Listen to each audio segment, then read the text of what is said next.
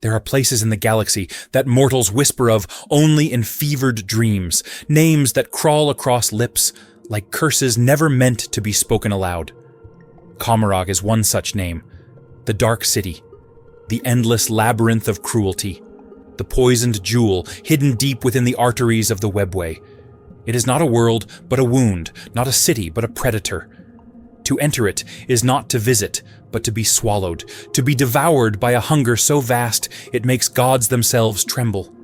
Here, the very air tastes of blood, the walls pulse with echoes of screams, and the sky itself cracks open to reveal hungers older than stars.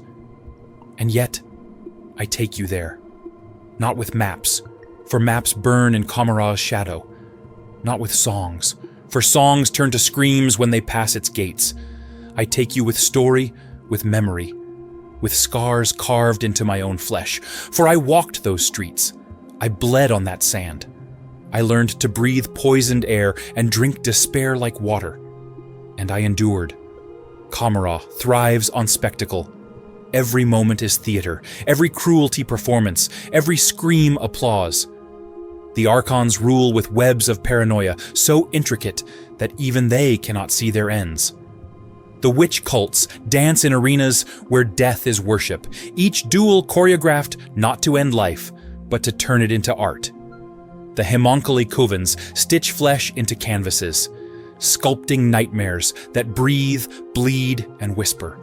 And above it all, the city itself endures, sprawling endlessly, growing like parasite, feeding on hunger that can never be sated. But Commorragh is not only cruelty, it is reflection. It shows us what happens when hunger becomes God, when survival becomes economy, when despair becomes culture. It is mirror held up to every soul, daring us to see what lurks beneath our masks. For in its twisted streets, in its fractured skies, I found not only monsters, I found myself, remade, reforged, unrecognizable. This journey is not safe. You will walk through markets where agony is currency, where merchants sell screams bottled like fine wine. You will descend into arenas where blood becomes spectacle, where captives fight not to live, but to entertain. You will wander through laboratories where flesh is unstitched and reassembled, where death is not end, but experiment. You will meet figures who rule not by strength, but by betrayal, who smile as they slip knives into each other's backs. And you will see how even eternity trembles, how even the dark city faces collapse, when the very fabric of reality unravels above it. But you will not walk alone. I am your guide, your witness, your survivor. I will show you what I saw, tell you what I learned, confess what I became. You may recoil, you may despair, you may feel hunger whisper to you, as it whispered to me. That is the danger of Commorragh. It does not merely destroy, it seduces, it whispers, it remakes. So steel yourself, breathe deep, step forward into shadow with me. Once you cross its gates, there is no turning back. The city does not release what it has claimed. It lingers in marrow, in memory, in every story told after. Commorragh is eternal, not because it cannot fall, but because once you have seen it, you cannot forget it. If you dare to walk deeper, if you want to hear the screams echo louder, if you want to feel the weight of every betrayal, if you want to know how I endured when others burned, then join me. Subscribe to this channel, like this story, share it, so others too may face the mirror of shadows and see what lurks within. Because this is not simply tale of Commorragh, it is tale of survival, of transformation, of hunger that shapes us all. And if you stay, if you walk with me, you will see not just how the Dark Eldar live. You will see how anyone can endure when swallowed by darkness. Step into the maw. The shadows are waiting. And I promise you this, by the time we leave, you will not be the same. The chains of shadows. I was alive once, or at least I thought I was. For memory is treacherous in this place, where days and nights blur into endless shadow, and what once felt like life now seems only dream, fragile and fading like smoke between my fingers. I remember flashes of warmth, of skies lit by sunlight, of laughter in a language I no longer dare to speak, of hands that once held mine without chains between us. But those memories are treacherous too, for they mock me with their distance, reminding me that whatever I was before, I am no longer. For Commorragh has taken that man and torn him apart piece by piece until only this shadow remains. This husk walking through corridors that bleed sorrow, through streets that whisper hunger, through halls where even silence feels alive and watching. When they first dragged me here, shackled and beaten, I thought I had been thrown into a prison, some dark oubliette where the cruel lock away the forgotten. But I was wrong, for Commorragh is no prison. It is predator, city as organism, place as parasite. Every stone alive with the resonance of screams, every tower built not of steel, but of agony pressed into shape until it gleams blacker than night. And within it, we are not prisoners but prey, trapped not behind bars, but within the jaws of something vast and endless. The first days blurred together in torment, slavers' whips drawing blood not for punishment, but for pleasure.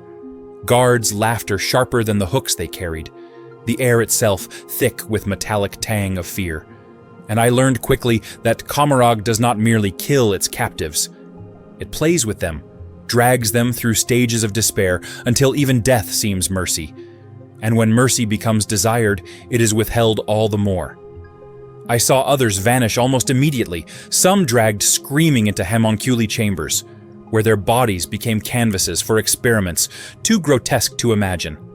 Others tossed into pits as nameless sacrifices whose deaths fed the city's appetite, and others still sold in markets where their value was measured not in skill or strength, but in the novelty of their terror.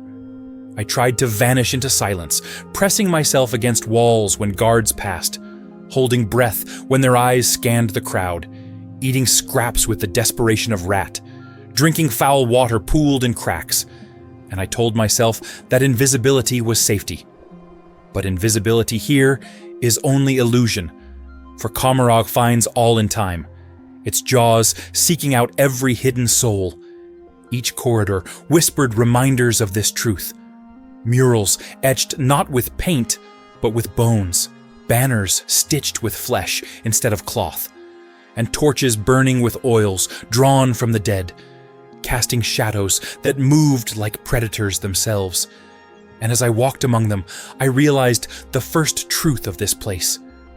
That survival here would never be a matter of strength or defiance, but of adaptation, of bending, until even bending became a form of breaking, of carving oneself into shape the city demanded, or being consumed entirely. And so I began to change, even in those earliest days, not in body, but in thought. For I learned to weigh every breath, to measure every word, to hide not only my movements, but even my heartbeat, willing it to slow when danger passed, willing it to still when eyes lingered too long, until even my own body became mask, and in that mask was survival. Thin and fragile though it was, for Commorragh was already gnawing at me, already sinking its teeth deeper, already making me part of itself. The birth of transformation. At first, I thought survival meant clinging to the fragments of who I had been, holding tight to scraps of memory like talismans that could protect me, repeating names of family, recalling voices of friends, imagining the smell of open air or the warmth of sunlight. But in Commorragh, memory is blade turned inward, cutting deeper each time it's touched, for here nothing resembles what was before. And to recall joy is to feel its absence gnaw sharper than any whip. I told myself that remembering would keep me human, but slowly I began to see the truth. Memory here was weakness, humanity was liability, and to endure, I would have to let the man I once was dissolve into shadow until only something harder, sharper, more merciless remained. The first fracture came during a punishment rite, when I was struck for failing to kneel quickly enough before a slaver. The lash tore skin from my back, but it was not the pain that lingered, it was the laughter. The expectation in the guard's eyes that I would break, that I would beg, that I would cry out, and though my knees bent and my head lowered, my eyes lifted, burning with hatred so pure that I felt it ignite in my chest, a heat no lash could extinguish. I did not cry out, and though he struck again, harder, expecting submission, I swallowed the scream rising in my throat and gave him silence instead. And in that silence, a seed planted itself inside me, a seed that whispered not of defiance but of transformation. For I realized then that I was not surviving by clinging to who I had been. I was surviving because something new was being born in me, something that would not bend, not in the way he expected. That seed sprouted the first time I was thrown into the pit, blade in hand, facing others as desperate as I. Each of us told that only one would leave alive. The others hesitated, pleading, whimpering, hoping mercy could exist even here. But I had already abandoned that illusion, and I struck with precision, my blade cutting flesh, not because I hated them, not because I desired it, but because I understood the rule. Survival was spectacle, and spectacle demanded blood. I killed cleanly, quickly, without flourish. And when the crowd jeered at my lack of showmanship, I learned another lesson, that in Commorragh, even survival must be performance, that pain here was currency, and those who paid in silence bought only contempt, while those who spilled screams earned the coin of existence. I began to adapt, training myself not only to strike, but to strike with flourish, to stumble near death, only to rise at the last moment, to turn wounds into theater, to feed the hunger of those who watched. For their hunger was leash around my throat, and if I fed it well enough, it would not tighten too quickly. Yet as I learned this, I felt something inside me shifting. For I no longer fought merely to live, I fought to endure as story, to carve my name into the marrow of this place, even as it stripped everything else from me. The transformation was not physical at first, though scars blossomed across my body like dark flowers, but in the mind, in the slow erosion of hesitation, of pity, of doubt. Each choice between another's life and my own became easier, each death less burden and more lesson, until I looked into the eyes of those I struck and felt not sorrow, but calculation, measuring their fear, their screams, their usefulness in feeding the crowd. And I understood with growing horror that I was not only surviving Commorragh, I was becoming it. Still, a part of me whispered resistance, a faint echo of who I had been. But each time I clung to it, the city found way to tear it away, dragging me through markets where children wept in cages, forcing me to watch homunculi stitch flesh into forms beyond recognition, binding me in chains, while wyches carved sigils of pain across captives' skin. And with each vision, my humanity felt smaller, more fragile, more irrelevant, until one day I no longer recognized the man I had been at all. I was no longer a victim dreaming of freedom. I was weapon sharpening itself, blade growing keener with every cut, mask growing colder with every breath. And though I told myself this was corruption, I also knew it was survival. The birth of transformation is never sudden. It is erosion, drip of acid wearing away stone, whisper of hunger eating through marrow. And by the time I saw myself reflected in pools of blood, I knew the truth. I had not merely adapted to Commorragh. I had been reborn by it, forged in its cruelty, tempered in its hatred, and whether I wished it or not, I was no longer man of sunlight and open skies.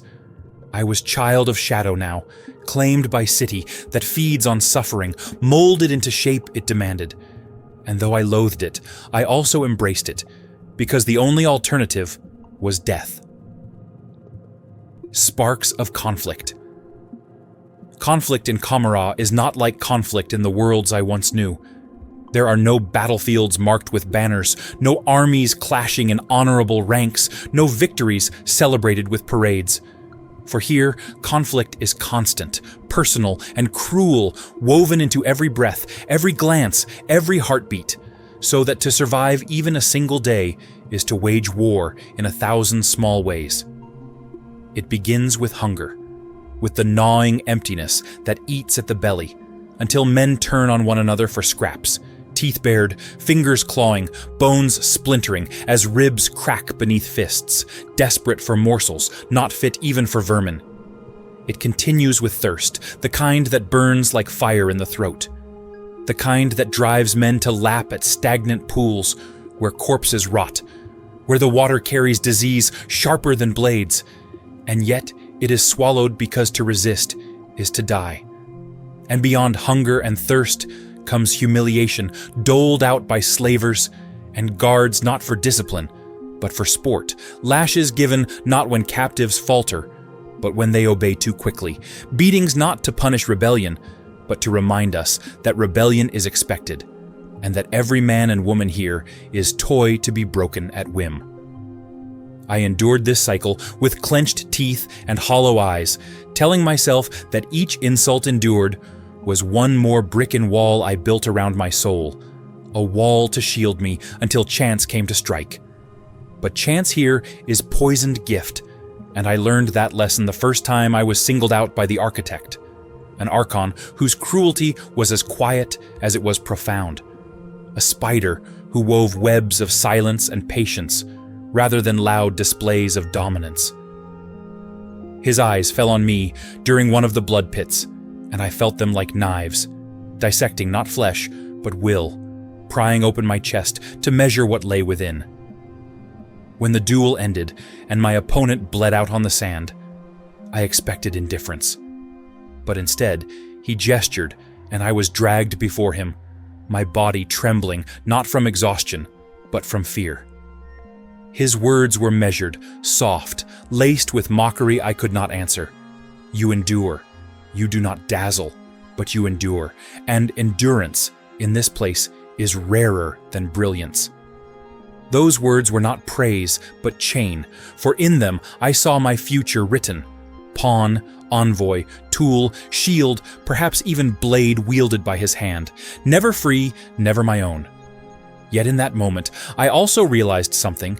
His notice, though dangerous, was also shield, for Commorragh consumes the invisible quickly, and to be marked, to be seen, was to be given time. From that day, conflict became less about survival alone and more about politics I barely understood. I was thrust into errands that tested my will, sent into rival courts as bearer of words I did not believe, promises that would never be honored, threats spoken in voice that trembled even as I tried to steady it. Each mission was dagger held at my back, for if I faltered, if I spoke wrong syllable, I would be offered up as scapegoat, throat cut to satisfy insult. Yet somehow, I endured, watching, listening, learning, each lie I carried, teaching me more about truth of this place. That conflict here is not measured in armies or banners, but in whispers traded in hallways, in daggers left on pillows, in cups of wine sipped too slowly. And always, conflict waited in the shadows of the slave pits, where those who envied my survival sought to end it with fists, with blades, with poison slipped into bowls. Nights became sleepless vigils, every shadow a threat, every sound the prelude to attack, and I taught myself to sleep with one eye open, to move lightly, to strike first when hesitation might mean death. Each scar became record of lesson learned, each bruise reminder that mercy has no place here. And as the days bled into weeks, I began to feel something shift within me again. Not only endurance, not only survival, but hunger of my own. A hunger to do more than survive, a hunger to shape, to cut, to command. For in the endless conflict of Commorragh, the choice is simple: remain prey or become predator. A city of endless hunger. Commorragh is not a city in any sense that mortals would recognize. It is not stone and mortar, not streets and squares, not districts and dwellings. It is wound carved into the skin of reality, sprawling labyrinth sewn across the arteries of the Webway. place where geometry folds in on itself and horizons bleed into voids that scream. To stand in Commorragh is to stand inside nightmare made manifest, where towers of black iron and obsidian rise like blades to pierce skies that are not skies, but ceilings of fractured light, where bridges stretch across gulfs that shift and writhe as though alive, where rivers flow not with water, but with liquefied agony, drawn from thousands of souls bled dry for no purpose beyond spectacle. The first time I walked through its streets, dragged in chains, I thought I was inside stomach of a god, swallowed whole, every breath tight with air too thick, every step watched by eyes hidden in shadows. And I realized something with horror. The city was not simply backdrop to cruelty, it was alive with it, walls pulsing faintly, stones humming with vibrations of screams layered across millennia, so that every surface seemed to breathe with hunger.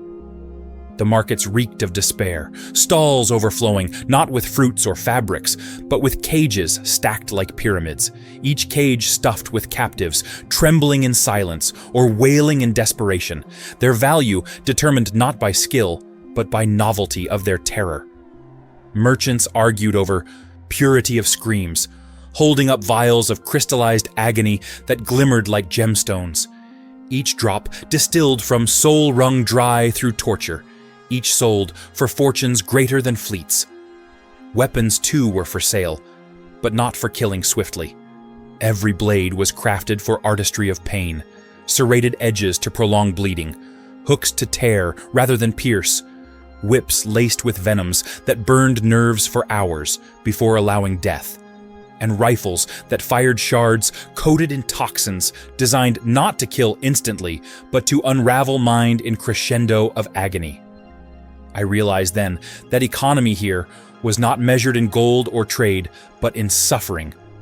That every tear could be sold, every scream had value, and even my own fear, my own trembling, was commodity already purchased by someone watching me. Beyond markets lay arenas, vast coliseums where wyches performed ballets of slaughter, their duels staged not for survival, but for spectacle. Every strike exaggerated into flourish, every wound calculated to draw louder screams from audience. The crowd was ocean of madness, roaring approval at blood spilled, demanding more, never satisfied, never sated, for their hunger was bottomless. Here, death was not tragedy, but theater, not end, but climax of performance, designed to remind every soul present of single truth. Survival is never enough. You must entertain. I watched champions bleed themselves for applause, watched captives turned into puppets for dances of torment, watched children hurled into pits where beasts tore them apart while audience laughed as though at comedy. And I understood then why this place endured while all else of our kind had crumbled. Commorragh fed itself on the only thing that never dies, hunger. And deeper still, below arenas and markets, lurked the homunculi covens, labyrinthine warrens of laboratories dripping with horror, chambers where flesh was not sacred but clay, where bodies were unstitched and reassembled in forms unrecognizable, some grotesque, some beautiful in their terror, all screaming as if to echo the city's own voice. The homunculi whispered to themselves as they worked, surgeons and artists both, their hands moving with elegance as they sculpted agony into eternity. Raising the dead, not as mercy, but as experiment, binding nerves to strings to pluck screams, as if they were music, grafting wings, claws, eyes, until their creations walked out not as captives, but as monuments to torment. Here, cruelty was not only survival, it was art, science, religion, and economy merged into one endless cycle. As I walked these streets, as I watched these rituals, I felt Commorragh's hunger pressing on me from every side, and I realized that it was not city built by Eldar. It was Eldar themselves carved outward, their cruelty, their fear, their desperation given shape and wall and tower. Commorragh was mirror of their souls, twisted and hollowed, and as I breathed its air, I felt it seep into me too, rewriting me from inside. The Yoalain city whispered promises: survive, and you will be strong; endure, and you will be eternal; bleed, and you will be remembered. And though I wanted to scream, though I wanted to deny it, I could not. For even then, I knew truth. Commorragh is eternal, not because it is strong, but because it thrives on collapse, on ruin, on endless hunger, and hunger, once born, never dies. Mirrors of resistance. Among the endless tide of captives, broken souls shuffled through chains and dragged toward their fates, came one unlike any I had seen before.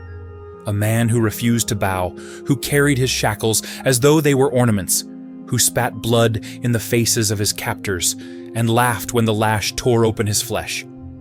His uniform was tattered, its insignia meaningless here, yet he wore it like banner, refusing to let the city strip it from him. He was taller than most, his body scarred but unbent, his gaze burning like twin suns that refused to dim even in the deepest shadow. When the guards mocked him, he answered with contempt. When they struck him, he rose with grin. When they dragged him through the slave markets, he looked not at the cages or the merchants, but directly into the eyes of the crowd, as though daring them to remember his face. His defiance was dangerous, for Commorragh feeds on spectacle, and defiance is sweetest meat of all. When they chained him beside me, the difference between us was stark. I had long since learned to keep my head low, to make my body small, to hide my fire until it was embers unseen. He, by contrast, burned like torch in storm, refusing to dim even when every gust sought to extinguish him. At first, I envied him. At first, I admired him, for in his fire I saw reflection of the man I once had been, the man who had believed in freedom, in dignity, in defiance. But admiration curdled into fear, for I knew what Commorragh did to fire. It fed on it, it magnified it, it made it into show for the masses until the flame consumed itself, leaving nothing but ash. And I could not decide which was worse, to burn bright and be devoured, or to dim quietly and endure. We spoke in whispers during the long hours when the guards left us chained in darkness. His voice was steady, his words sharp as knives. "Why do you endure?" he asked me once, his tone filled with contempt. "Why do you bow? Why do you scrape? Why do you hide when they demand screams? Better to die standing than live on your knees." I wanted to laugh at him, wanted to scream back that he did not understand, that Commorragh does not reward defiance with freedom, but with spectacle, that his pride was not rebellion, but entertainment. Endurance is rebellion, I told him, to live when they want you dead, to starve their hunger by denying them your despair. That is defiance. But he only sneered, shaking his head, his eyes burning brighter. "No," he said, "to endure is to surrender. To fight is to be free, even if you die." Our arguments became battles of their own, his philosophy of fire against mine of silence, his pride against my pragmatism. The city noticed him quickly, as I knew it would. He was dragged from his chains and thrust into the arena, a blade pressed into his hand, the crowd roaring at his defiance. And defy he did. He fought not like slave, but like warrior, his strikes clean, his movements purposeful, his voice booming across the sand as he shouted curses at his captors. For a moment, I allowed myself to hope that perhaps he could win, that perhaps he could carve path no one else had. The crowd adored him, screaming his name, feasting on his defiance. Each blow he struck fed their hunger. Each wound he suffered drew louder cries of ecstasy. And that was when I realized the truth I had always known. Commorragh does not destroy defiance, it consumes it. When he finally fell, overwhelmed by monstrosities stitched together in homunculi labs, the crowd erupted in frenzy, their screams shaking the stones of the arena, their ecstasy absolute. His body was carried away, his soul devoured, his flame extinguished not in silence, but in roar of 10,000 voices, who had fed on his fire until it burned no more. I stared at the sand where his blood pooled, my chest hollow, my heart aching with grief I dared not show. For in his death I saw lesson carved clearer than ever. Open resistance here is not victory, but entertainment, not rebellion, but fuel for the machine. He had been consumed not because he was weak, but because he was strong, and his strength had been made into feast. And yet his death also left something behind. In me, in others, in the whispers that spread through the pits. His defiance lingered as echo. Some saw it as warning, others as inspiration. I saw it as mirror, reflection of what I might have been, what I might still become if I let the fire inside me burn too bright. I swore then that I would not let myself be turned into their spectacle, that I would survive not by playing their game of defiance, but by mastering it, bending it, twisting it until I became blade they could not consume. His fire was lesson, and I carried it inside me, not as flame, but as ember, hidden, waiting, patient. For in Commorragh, fire burns quickly and dies, but embers endure, and when the time is right, they ignite everything. The machinery of power. Commorragh does not breathe without its archons, though to call them rulers is to misunderstand them. They are not kings, not emperors, not lords who command by decree.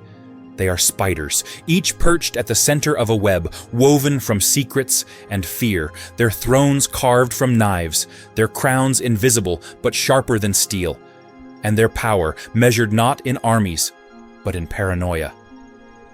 The architect, my master, was one such spider, his court filled with sycophants who spoke in whispers and bowed too deeply, their eyes always darting toward shadows where assassins might lurk. Here, loyalty is fiction, betrayal inevitable, and survival depends less on strength than on perception. An archon does not live because he is obeyed. He lives because killing him is too dangerous, too costly, too uncertain. And so every banquet is battlefield, every smile a dagger, every toast a test. I learned quickly that to stand in an archon's court was to dance upon thin glass stretched across abyss, where one misstep sent you plummeting into teeth of rivals waiting below. But archons are not alone. Their rule balances on the razor edge of Commorragh's triad of power, each faction despising the others, yet bound by necessity. The witch cults, with their arenas dripping in blood and their ballets of slaughter, wield adoration of the masses like weapon sharper than any blade. Their leaders are not politicians, but performers. Their victories not in council chambers, but upon sand. Their screams drawing loyalty no archon could buy. The homunculi covens, twisted surgeons of eternity, hold power not by spectacle, but by terror, for they command life and death itself, raising warriors from graves, stitching horrors to serve them, offering even archons bargain of resurrection at price too terrible to name. And the cabals themselves, endless in number, fracturing like shards of glass, each plotting against the other while pretending alliance, each one another knife in the machinery of survival. Together, they form a balance so fragile it should collapse with every whisper, yet somehow it endures, because each faction needs the others, and hatred here is not weakness, but glue. I sat in council once, dragged there by the architect to serve as silent witness, and I watched the dance unfold. Courtiers praised him with words laced in venom. Rivals bowed even as they slid poisoned daggers beneath their robes, and he smiled with serenity that masked his calculation. Every sentence was game, every glance weapon, and I realized that here politics is not about laws or governance. It is about spectacle, as much performance as the arena, only slower, subtler, deadlier. Those who cheered too loudly revealed desperation. Those who spoke too little revealed plotting. Those who smiled too brightly revealed daggers waiting. And amid it all, the Archons sat like predators circling, waiting for smallest misstep to justify blood. Yet, beyond all their games loomed greater shadow. The disjunction, the thinning of the Webway itself, rifts tearing open to swallow entire districts into screaming warp, black holes of hunger pulling souls into maw of she who thirsts. The Archons pretended calm, issuing decrees, mocking those who whispered of collapse. But I saw fear flicker in their eyes when cracks opened in sky and reality split apart. The witches turned it into theater, laughing as they claimed it was nothing more than stage for blood yet to come. The homunculi tinkered with wards and rituals, sealing cracks with spells that cost more lives than they saved. But no one could deny truth. Commorragh was bleeding, and no amount of cruelty could stitch its wounds forever. Still, the city endured, because cruelty was its lifeblood, paranoia its marrow. And I, standing in its heart, began to see pattern clearer. Commorragh was not fortress, built for survival.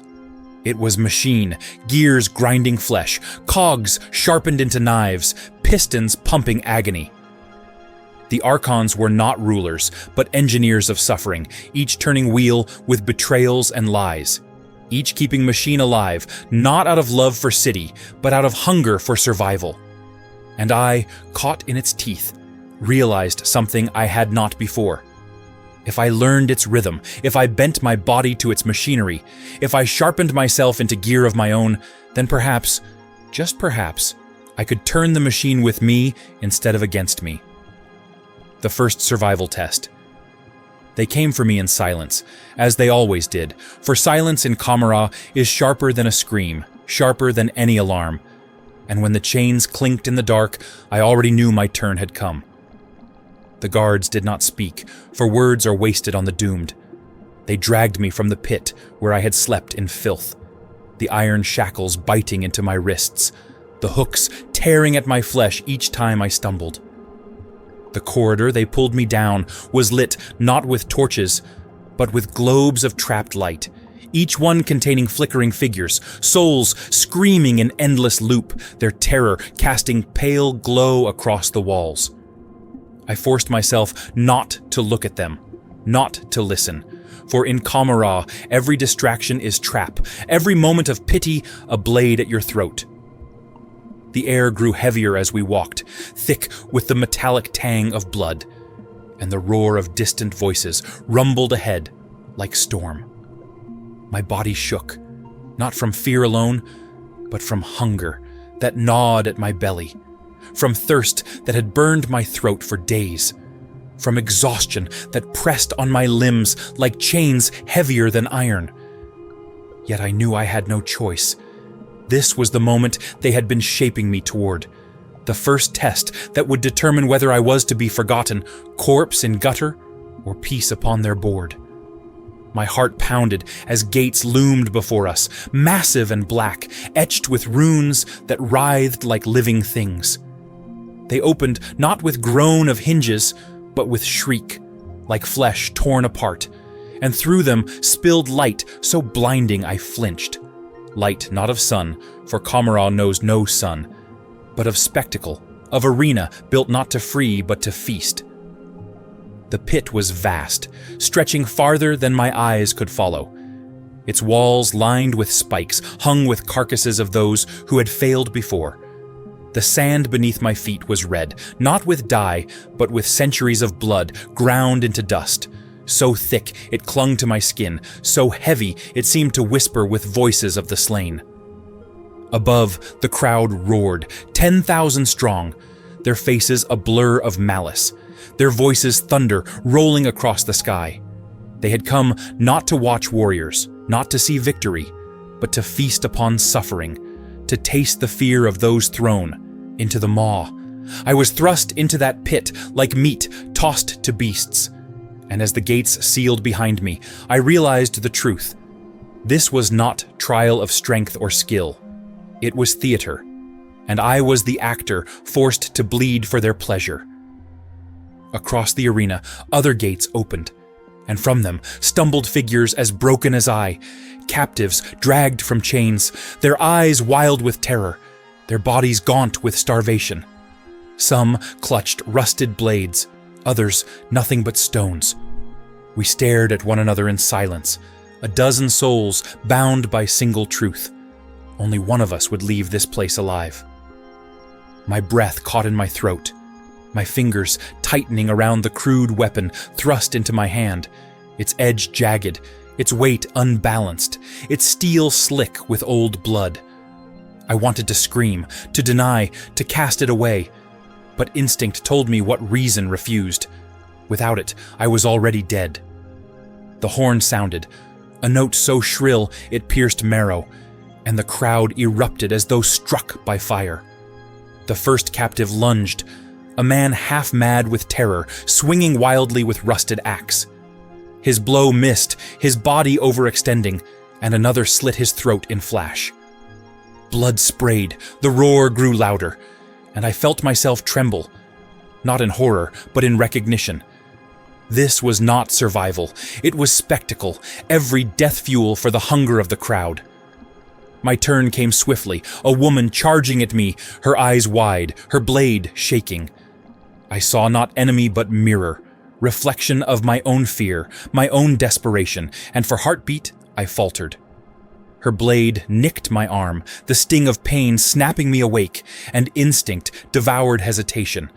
I struck, not cleanly but brutally, my weapon smashing into her neck, bone cracking, blood gushing hot across my hands. She collapsed, twitching, and the crowd screamed louder. More came. They fell upon one another, upon me, upon themselves, the pit erupting in frenzy of steel and shrieks. I moved through it like shadow, not fastest, not strongest, but most deliberate, every strike chosen, every motion calculated.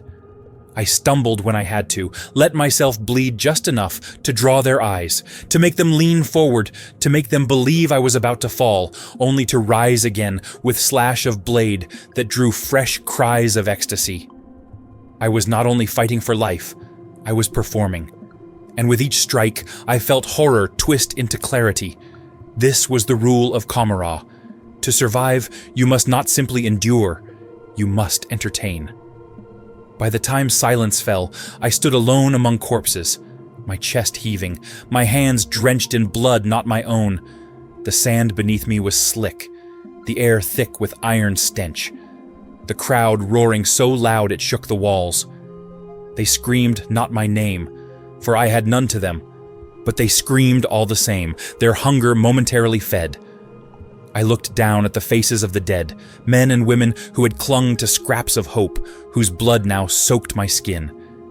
And I realized I felt no pity, no sorrow, only numbness, only cold truth settling. Deeper, I had killed because I must, and because I must, I would kill again. The gates opened once more, and guards dragged me away, my body trembling, my mind burning. In their eyes, I was no longer nameless slave. I was tool, pawn, weapon worthy of shaping. My survival had bought me time, but time in Commorragh is never gift. It is leash, chain, trap tightening slowly around your throat. The Antagonist's shadow. He did not arrive with a fanfare of trumpets or the crash of ceremonial gongs. In Commorragh, true power moves like a knife slipped beneath a rib.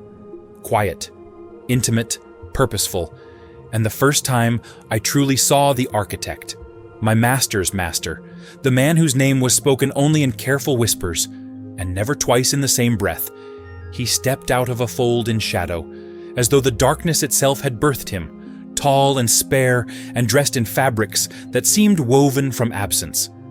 A figure whose silhouette devoured the light around him until even the torches looked uncertain.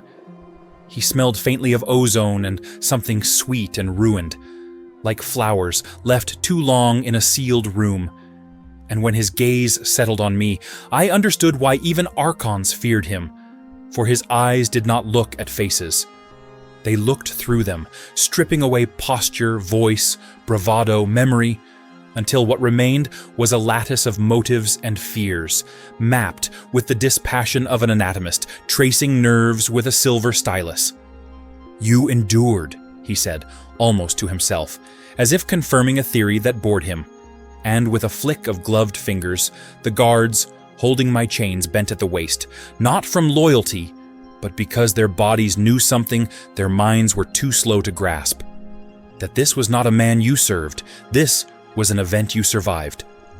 The architect was the kind of antagonist who does not hurl threats, because a threat implies the possibility of negotiation. Instead, he extended offers that sounded like mercy, and were in fact forms of ownership more complete than any shackle, leading me through corridors lined with transparent hulls, where failures floated in stasis, and whispered my name without lungs. And he spoke in the calm, instructive cadence of a tutor. Our city is sustained not by governance, but by appetite. Appetite must be directed. Direction requires design. I am design.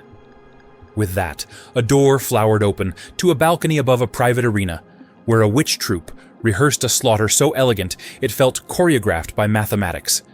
And he gestured for me to watch, as two performers traded blows that were also compliments.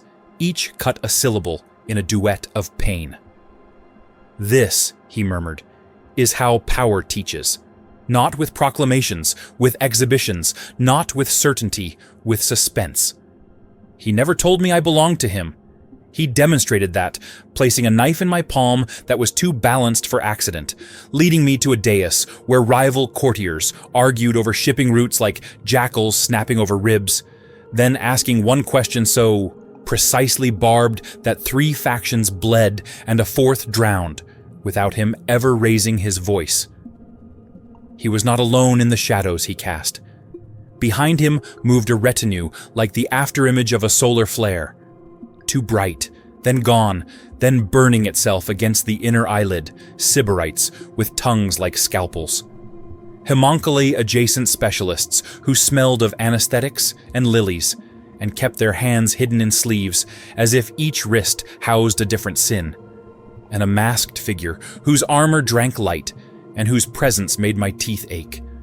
A liege enforcer called the Quiet Knife, who never drew his blade in public, but nevertheless left rooms tidier than they had entered, the way a field looks tidy after locusts.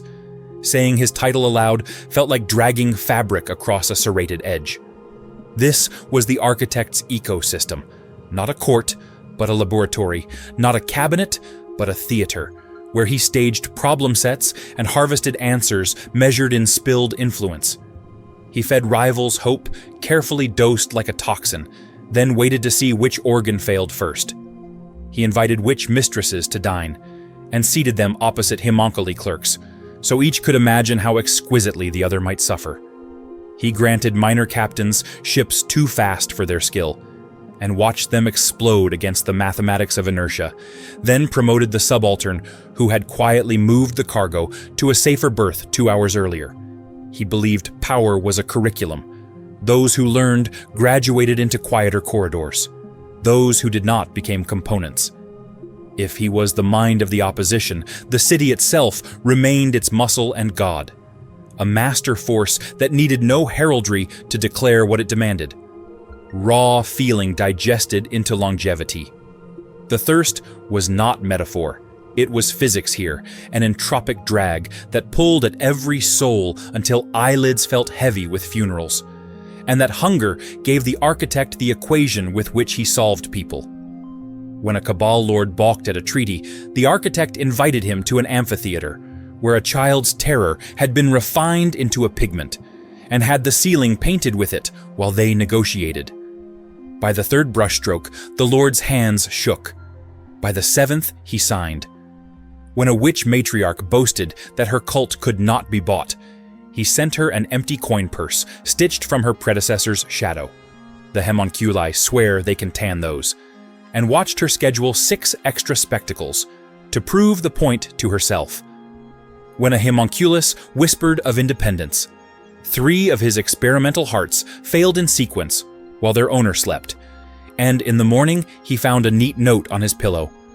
"I admire your curiosity. Please do continue." The architect never left fingerprints. He left parables.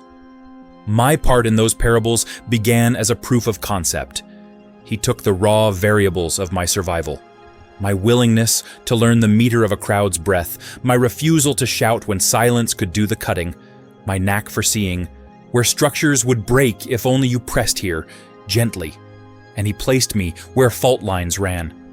I carried sealed vials to a dockside conclave while pretending not to notice the couriers, pretending not to notice me. I delivered a compliment to the wrong person at the correct volume and watched it reproduce like mold until an alliance soured from the inside. I stood at the edge of a rehearsal arena and timed my gasp. Not fear, astonishment. So precisely that a witch second guessed her entrance, missed her cue by a heartbeat, and reconsidered her devotion to a mistress whose glamour no longer felt inevitable. He taught me the arithmetic of attention. Subtract 2 witnesses, add 1 rumor, divide by hunger, and you arrive at a predictable panic. When the equation didn't balance, he adjusted me rather than the math. "You are not a message," he said once, eyes on my reflection in a silvered blade. "You are punctuation. I use you to end the wrong sentence or begin the correct one. But antagonists are not only men, they are histories wearing new masks." The disjunction widened above the city like a grin cut into the sky by a comedian who despises his audience. And from that wound, in reality, bled pressures the architect could not math away. Whole thoroughfares went thin as paper and wavered, then folded into angles that should not exist. Bargains made at noon expired by dusk because the streets connecting signatory and sigil no longer intersected. A warehouse of soul traps became a greenhouse of screaming vines when a homunculus misread a rune by 1 quaver. The city's desperation thickened into a humidity of bad decisions. This too was the antagonist's shadow. Not a single dagger, but a weather system of knives. And the architect, for all his poise, was not immune. He began leaving conversations a breath sooner than elegance required. He stopped praising any solution that solved everything. "I distrust universals," he said, as if disdaining the concept could save him from the phenomenon. He drank more of the not wine that keeps the thirst 1 inch further from the door. He laughed twice, softly, which I had not heard before. Both times were when someone else died unexpectedly. Cyric the Ashborn haunted this shadow like a rumor with muscle. A rival gravitational body tugging at the same orbits the architect preferred stable. The Ashborn was not the architect's creature.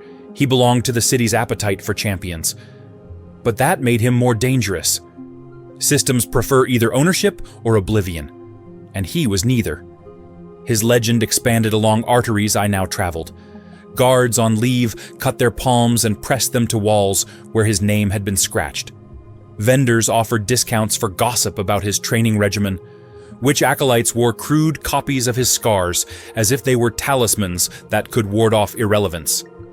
The architect never said Cyric's name. He referred to him as an accelerant.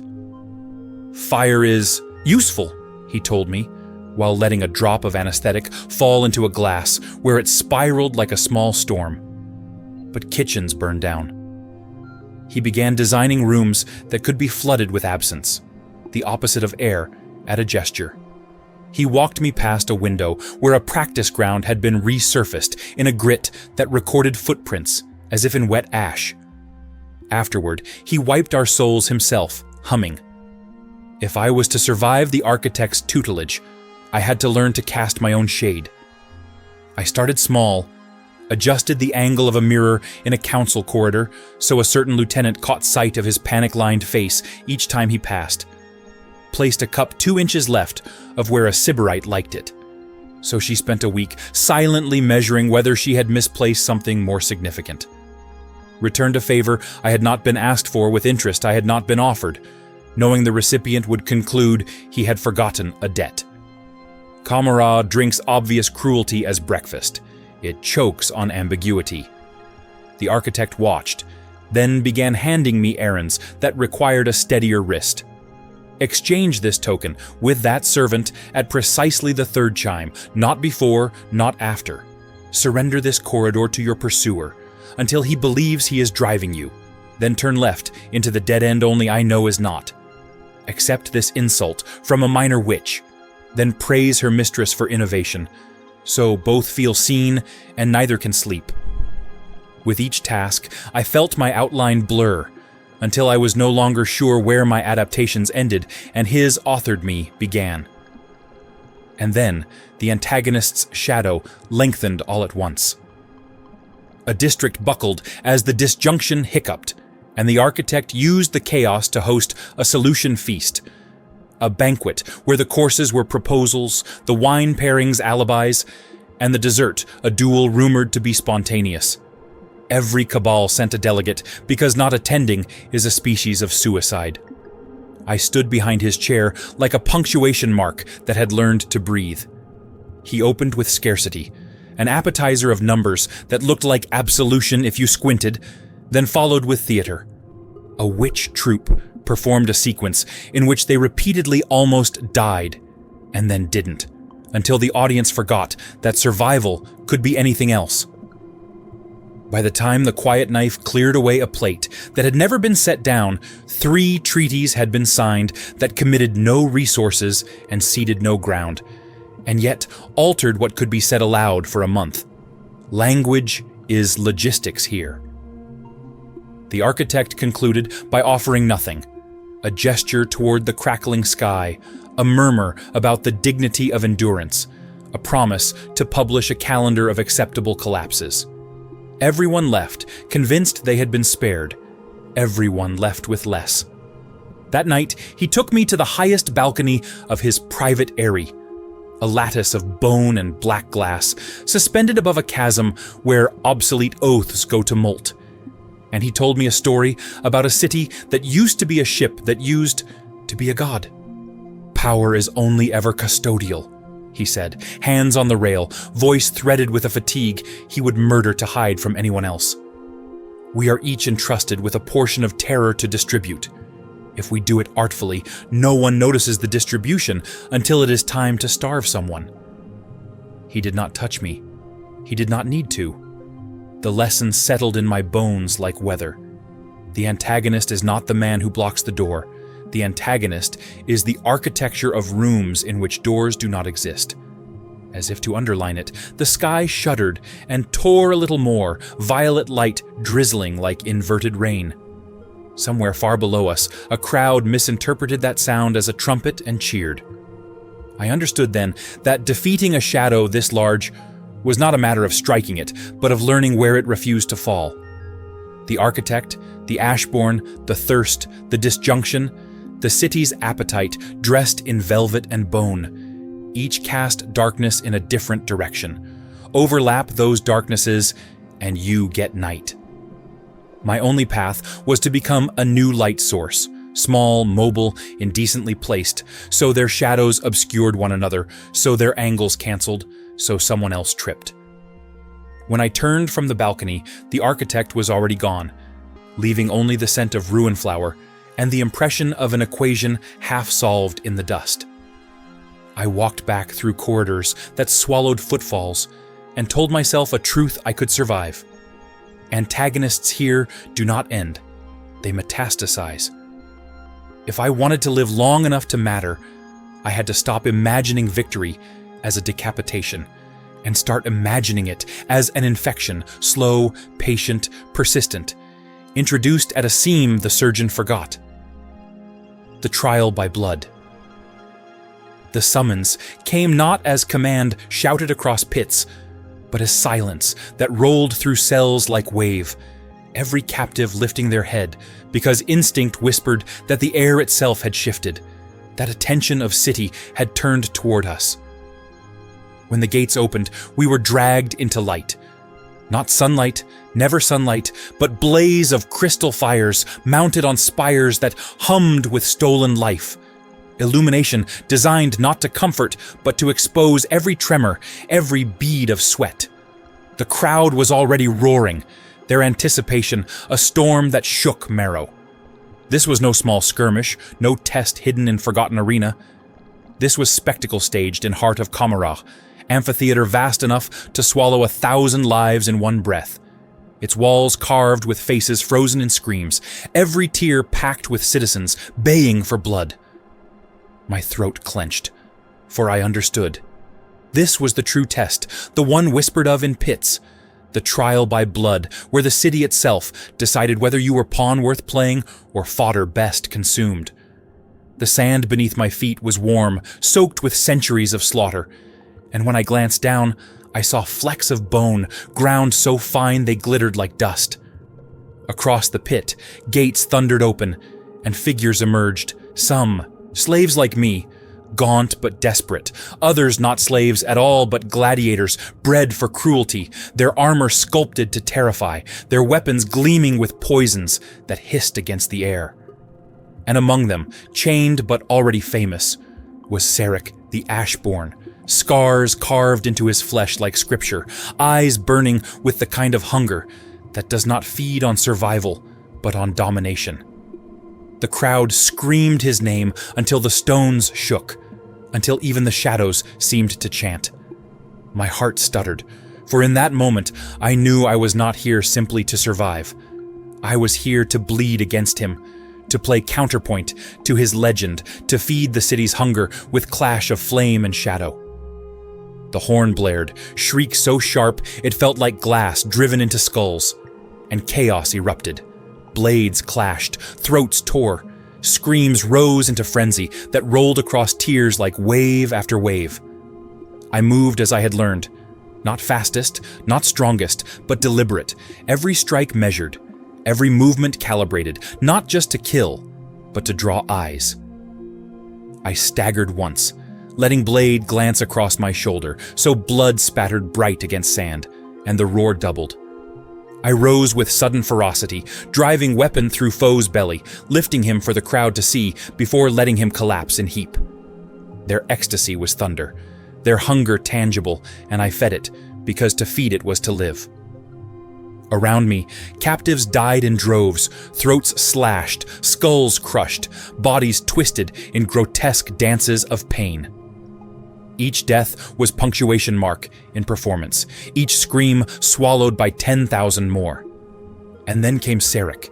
He moved like predator among prey, every strike effortless, every kill a performance that drew shrieks of adoration. His blade flashed, his scars gleamed with sweat. His laughter echoed across arena like promise. When his eyes found mine, the crowd shifted, sensing moment they had come for, and their roar became ocean, demanding blood, demanding resolution. We circled, weapons raised, every heartbeat stretched into eternity. He struck first, blow like thunder, and I barely deflected, my arms screaming with effort. I countered, swift and sharp, and sparks flew as our blades clashed. The crowd howled. Drunk on spectacle, we fought not just each other, but the city itself, our survival dependent not on victory alone, but on how beautifully we bled for their amusement. The duel stretched, exhaustion carving grooves into muscle, wounds blooming across skin, yet neither of us fell. Each time he struck, I staggered back with flourish that fed audience. Each time I countered, I carved shallow wound that sprayed crimson arc, feeding their ecstasy. Hours seemed to pass in minutes, minutes in lifetimes, until at last the Archons raised hands and crowd silenced, their judgment descending like axe. "Enough," voice boomed, cold and final. "Let them live. For now." Roar of fury erupted, for Commorragh hates balance, despises stalemate, craves resolution. But their hunger was denied, and in that denial, something dangerous was born, rivalry unfinished, story left open, fire left smoldering. Dragged from arena, my body trembling, my heart still hammering, I understood terrible truth. I had survived, but survival had chained me tighter. The city would not forget what it had seen, would not forgive me for refusing to die, would not rest until our story reached ending worthy of its hunger. Sarek lived, I lived, and so Commorragh itself had been wounded by stalemate. That wound would fester, would spread, until it consumed us both. The environment of shadows. Commorragh does not exist the way mortal cities exist. It does not stand upon soil, nor does it reach toward sun or sky. It floats like tumor within the arteries of the Webway, suspended in space that does not follow laws of distance or light, stitched together from fragments stolen, bartered, and conquered, each district a parasite clinging to the next. To walk its streets is to feel geometry betray you, alleys that stretch into miles before collapsing into walls, plazas that appear vast one moment and suffocatingly narrow the next, towers that spiral upward only to fold into themselves so that their highest windows look down upon their own foundations. Even the air is uncertain, thick and heavy one moment, dry as desert ash the next, scented always with copper tang of blood, musk of fear, cloying perfume of rot, masked by incense. Every breath is reminder, you do not belong here, and the city knows it. The skies above Commorragh are not skies at all, but ceilings of fractured light, shimmering with hues that no sane spectrum contains. Violet that cuts, green that stings, gold that bruises. These skies shift without warning, peeling open to reveal glimpses of stars long dead. Or worse, the screaming void of the warp pressing against the city's fragile walls. Sometimes the ceiling tears, the disjunction opening cracks that bleed impossible brilliance, vomiting rivers of demonic fire into streets below before sealing as though nothing had happened. Residents hardly notice. They adapt, rebuild, move on. For in Commorragh, apocalypse is not aberration, but rhythm. The heartbeat of a city that thrives on catastrophe. The architecture itself is weapon. Spires rise like blades, their edges honed sharp enough to slice air. Balconies jut like jaws ready to bite.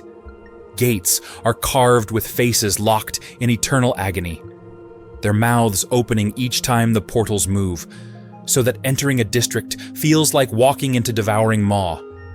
Even dwellings of common citizens resemble cages more than homes, wrought from twisted metal and bone, decorated not with comfort, but with trophies. Skulls, flayed hides, fragments of enemies stitched into banners. Streets coil like serpents, looping back into themselves, lined with statues that weep black ichor when unobserved. Shadows cling unnaturally, moving against direction of light, whispering in voices only half heard. Beyond the streets lies the underweb, an endless labyrinth beneath the city, where rivers of sewage mingle with blood, where discarded experiments of homunculi crawl through darkness, twisted abominations gnawing on chains and bones. Slaves who flee into these depths rarely survive. Those who do emerge, changed, their minds fractured, their bodies scarred with parasitic growths. Some return with eyes that no longer blink, others with voices that echo as if spoken by two throats. Yet still, fugitives vanish into underweb daily, for even nightmare is preferable to certainty of spectacle above. Commorragh's districts each carry their own character, as though the city itself has moods. High Commorragh gleams with cruel beauty, its towers lined with obsidian glass that reflects not one's face, but one's fear, its avenues patrolled by warriors draped in silks stained with blood. The arenas dominate here, grand coliseums where witches bleed for adoration, their duels echoing through every alley. Lower Commorragh festers in shadows, its markets stinking of decay. Cages stacked so high they blot out the fractured light, each slave sold with vials of their tears as proof of freshness. Beyond lies the bone warrens, where homunculi covens stitch their art from nerve and marrow, laboratories echoing with screams muffled only by thick walls of stitched skin. And further still, at edges where reality thins, the ragged expanse sprawls, a lawless district where gangs rule, where architecture collapses into chaos, where the warp leaks in more freely, mutating streets until they writhe like living things. No corner of Commorragh offers respite. Even silence here is predator, pressing against eardrums until one swears it whispers. Light itself deceives, casting reflections that linger a heartbeat too long. Air shimmers with toxins invisible, yet tasted with every breath. Hunger prowls every corridor, not only hunger of bellies, but of souls. The gnawing pull of she who thirsts, whose presence hums faintly in marrow of every inhabitant. A reminder that no cruelty is enough to stave her forever. The city is not backdrop, but character, crueler and older than any archon, hungrier than any witch, more patient than any homunculus. And yet, it is beautiful, horribly, achingly beautiful. Towers glitter like black diamonds, their edges catching impossible light. Bridges arc with elegance, their bones carved into patterns that mesmerize even as they cut bare feet. Arenas glow with crystalline fire, turning blood into rubies scattered across sand. Even the filth of markets shimmers strangely, cages catching glints of light, so that despair itself gleams like treasure. Commorragh seduces, even as it destroys, promising eternity for those who can master its hunger. It is here, in this impossible landscape, that my survival continued. Each step carried me deeper into jaws of city that had no end, only layers upon layers of cruelty and wonder. And as I breathed its air, as I walked, beneath its fractured skies, as I pressed my hand to walls that pulsed faintly with echoes of screams, I felt transformation deepen. I was no longer intruder. Commorragh was claiming me, whispering in its fractured geometry, reshaping me into reflection of itself. The culture of cruelty. If Commorragh has a culture, it is not one of shared songs or gentle traditions, not one of festivals or ceremonies to honor life. It is a culture built on absence, on starvation, on the ever-present void left behind by the fall, when our ancestors birthed she who thirsts with their decadence.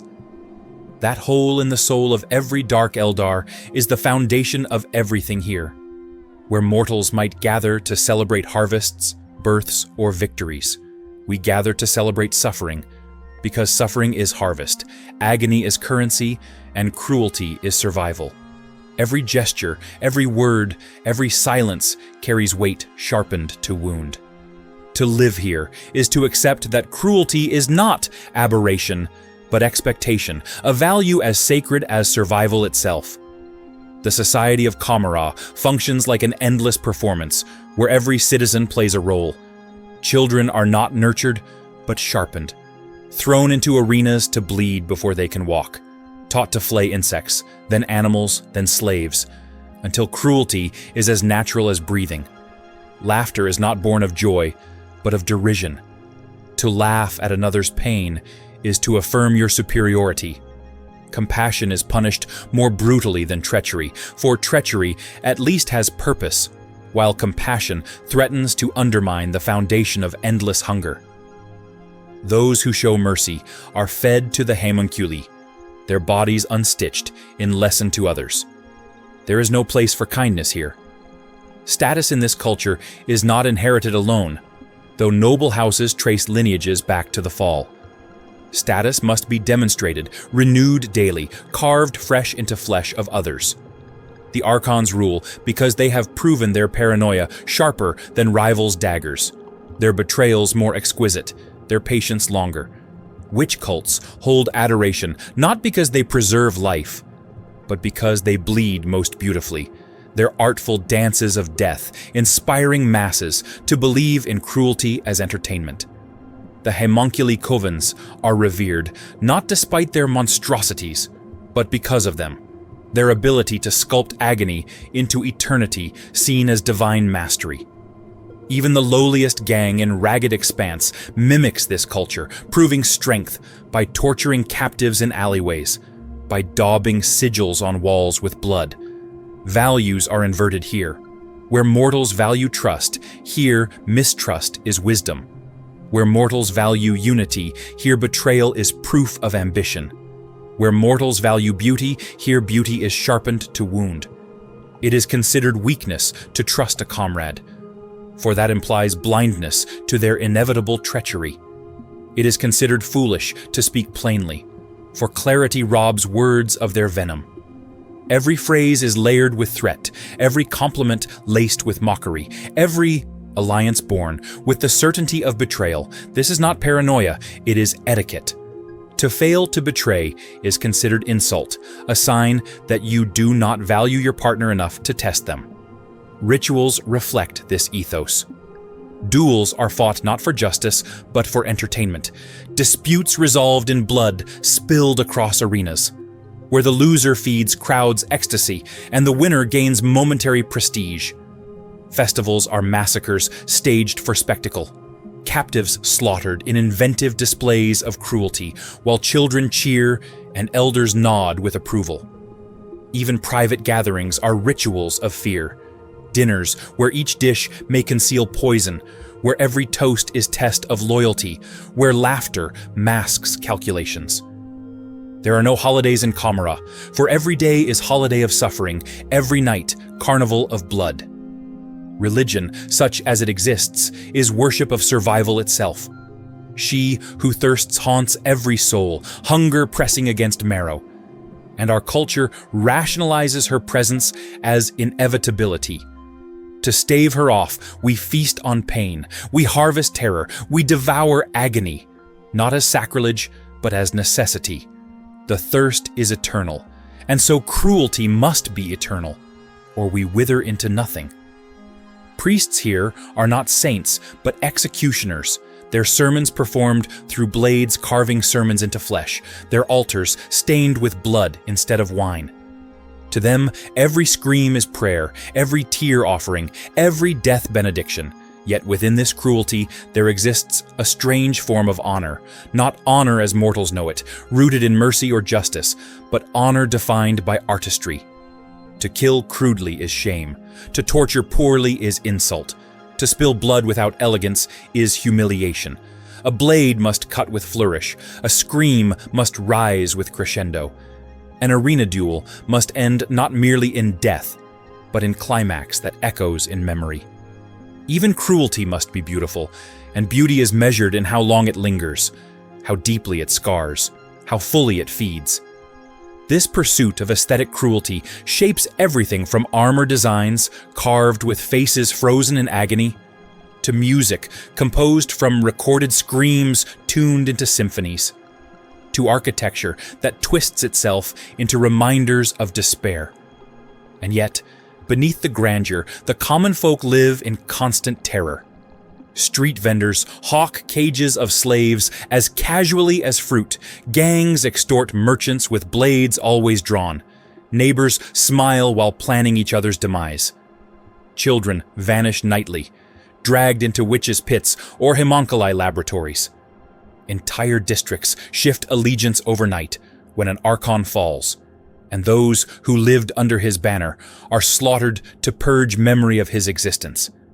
No one here is safe, for cruelty is not limited to arenas or courts. It bleeds into every moment, every breath, every heartbeat. This is the culture that reshaped me. Each day, I walked through markets where despair was commodity, through arenas where cruelty was worship. Through corridors where betrayal was courtesy, I felt myself change further. My old values crumbled one by one.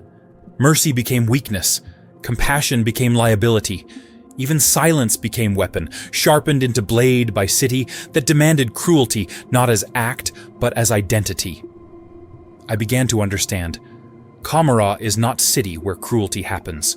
It is cruelty given shape, hunger given form, despair built into architecture. And if I was to survive, I would not only need to endure it, I would need to reflect it, to master it, to become it. The economy of pain. In Commorragh, coin is meaningless, gold is laughable, and jewels are toys of children. The economy here does not run on trade of material wealth. It runs on agony, measured not in abstract, but in tangible harvests of fear, terror, and suffering. Every cry torn from a throat, every sob dragged from lungs, every tremor of despair carries value, and this value is refined, bottled, bartered, and banked until cruelty itself becomes currency. When I first walked through markets and saw merchants weighing vials of crystallized screams as if they were pearls, when I saw homunculi tallying books of agony debts, I understood. In Commorragh, pain is profit. The process is both grotesque and methodical. Slaves are harvested not for their labor, but for their suffering, dragged into chambers where their terror is siphoned by psycho-arcane devices that capture the essence of agony.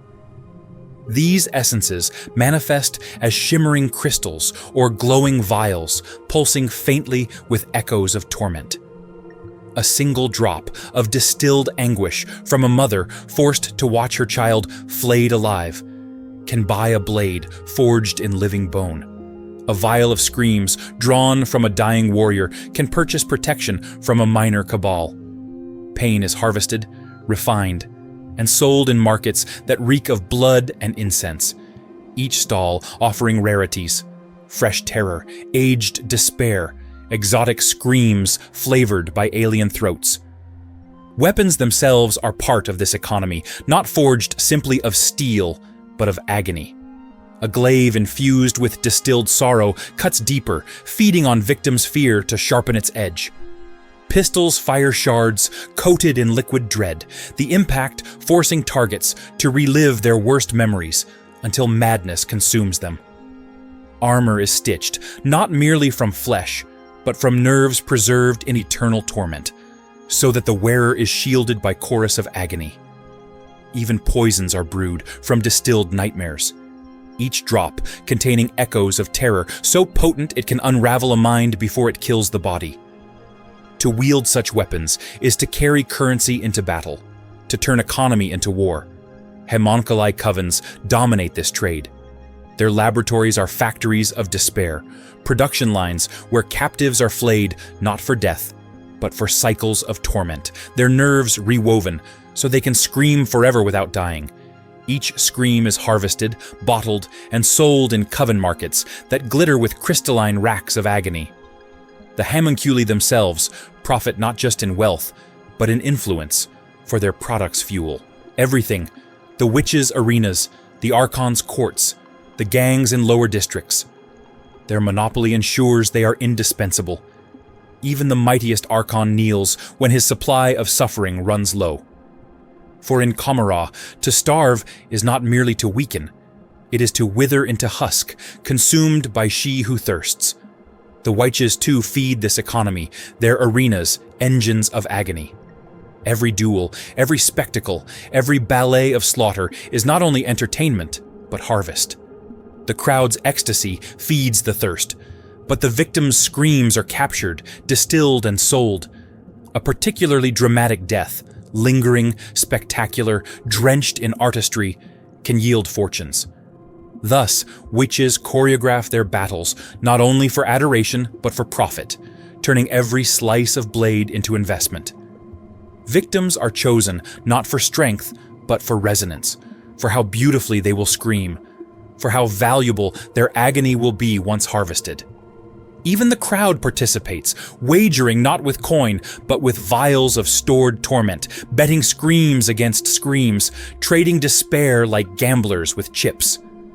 This economy extends to every level of society. In markets of Lower Commorragh, street vendors sell bottles of second-hand fear, cheap and stale, siphoned from slaves who have already been drained nearly dry. Children trade sharpened teeth of captives as tokens, carving them into charms said to amplify flavor of suffering. Gangs extort merchants not for coin, but for screams, dragging one of their kin into alleys to harvest terror as payment.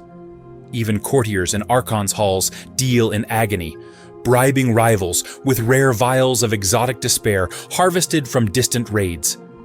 Deals are sealed not with handshakes, but with exchanges of bottled torment, contracts written in blood mixed with tears. What is most horrifying is how normalized this trade is. Merchants haggle over screams as mortals haggle over spices, debating intensity of terror, freshness of anguish, depth of despair. "This one is aged," a seller boasts, holding up crystal that glows faintly.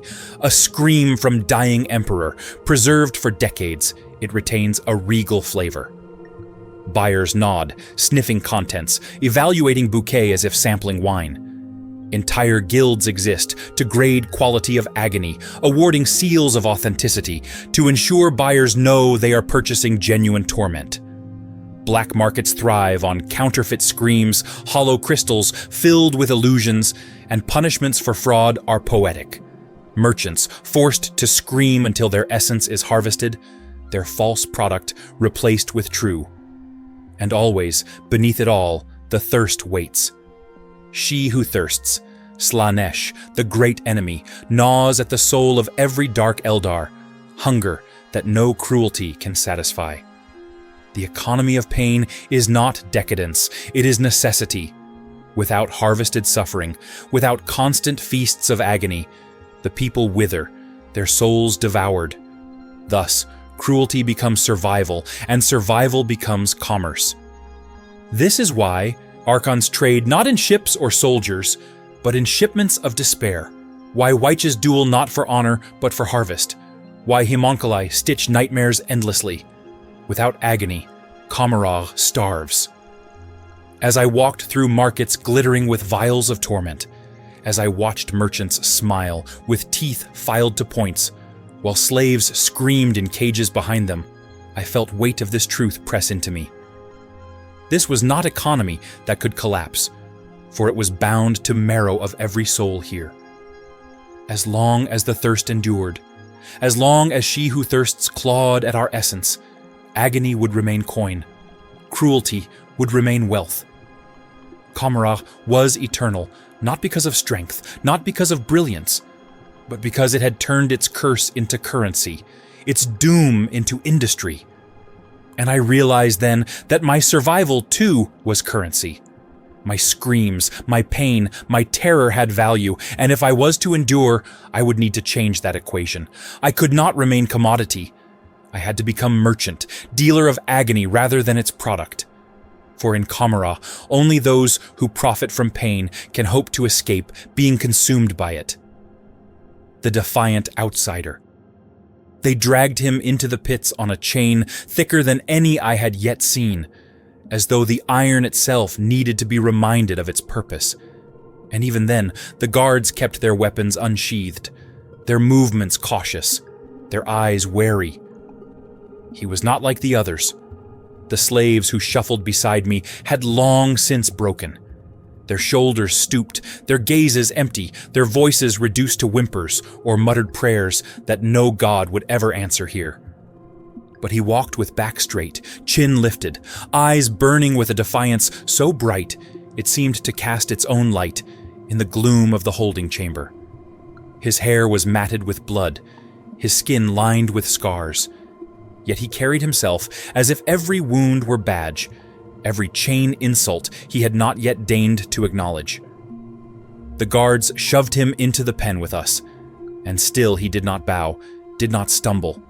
He stood among us, like a lion thrown into kennel of beaten dogs, his presence unsettling not only them but me as well, for I had learned too well the cost of standing tall in Commorragh. He should have crouched, hidden, masked himself in submission as I had done, yet he refused. And when the guards left, their laughter echoing down corridors, he turned to us and spoke.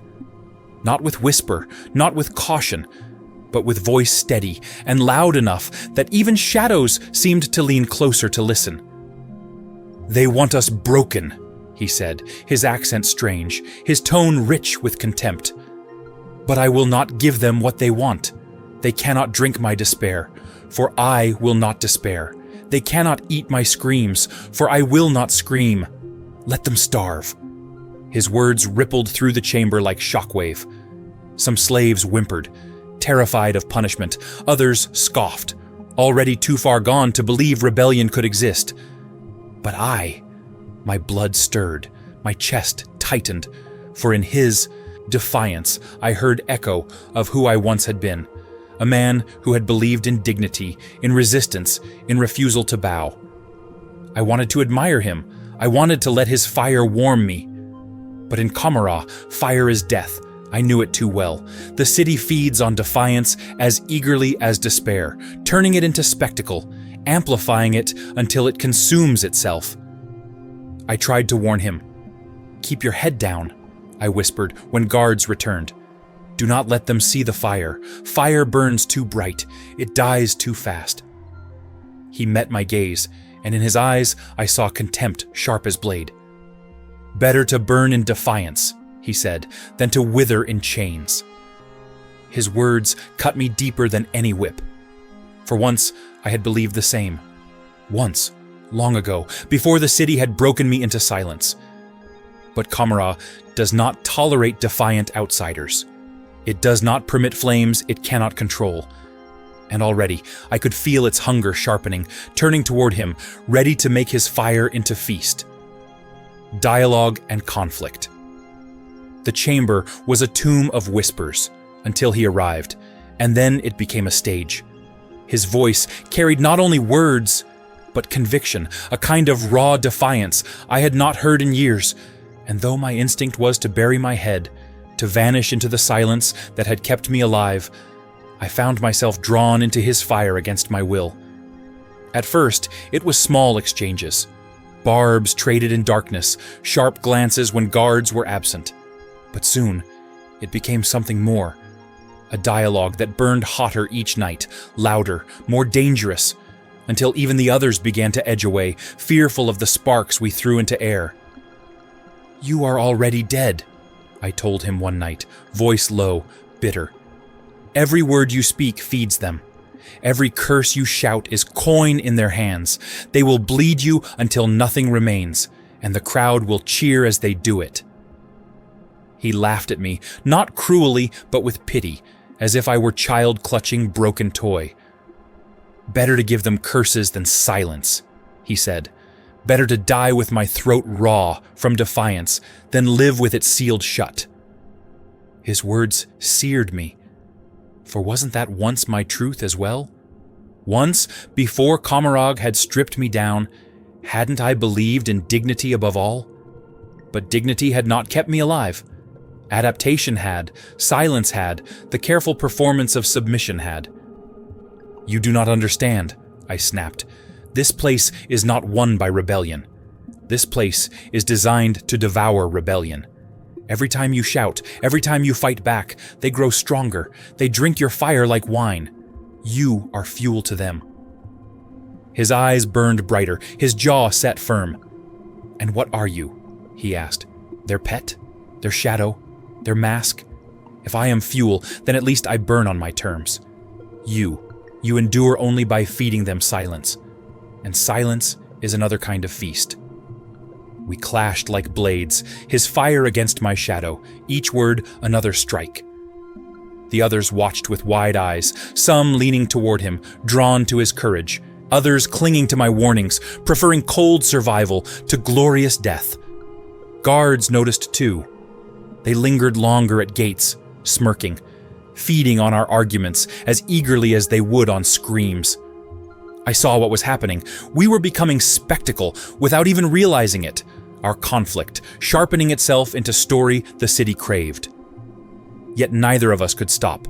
I could not let him turn their hunger toward me by association, and he could not let me drown his fire in shadows. Our philosophies clashed most violently the night after a blood pit fight. I had returned alive by hiding my wounds until the last moment, rising when they thought me finished, drawing roar of crowd by surviving longer than expected. He spat at my victory. "You tricked them," he said. "You made your pain into theater, your wounds into performance. You call that survival? It is slavery. You gave them exactly what they wanted."